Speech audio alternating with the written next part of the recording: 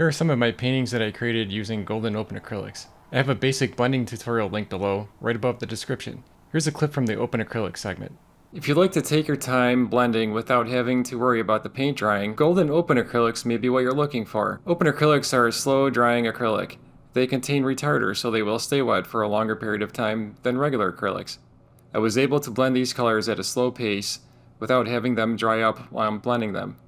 In fact, the colors were still wet on the palette paper 2 hours later. This is impressive because I was working indoors during the winter when the air is drier than normal. How long these paints will remain wet depends upon your environment. If you live in a very hot and dry environment, they will dry faster than if you live in a humid location. The colors that I'm using are phthalo blue and quinacridone magenta. These colors are fairly dark when you use them straight from the tube, so I added titanium white to lighten them. I begin by brushing on the phthalo blue at the top of the board and work my way down.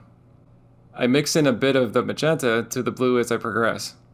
To blend the color, I move the brush from side to side. It may be necessary to brush over it a few times to blend out the streaks and hard edges that may develop. When I reach the middle of the board, I wash out my brush and start painting with the pure magenta. It's necessary to wash the brush so the phthalo blue doesn't contaminate the pure magenta at the bottom. I start from the bottom of the panel and work my way up to the purple in the middle. When I reach the purple, I blend the edges to create a smooth transition. A few notes about open acrylics. You can dilute the paint with water, but open thinner is more effective at keeping the paint wet. It will thin the paint while retaining the slow drying properties. If you feel as though they take too long to dry, you can mix them with regular acrylics. The more regular acrylic paint that you add, the faster they'll dry.